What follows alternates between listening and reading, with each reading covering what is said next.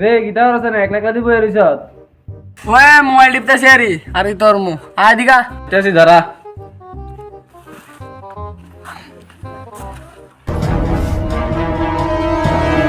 রে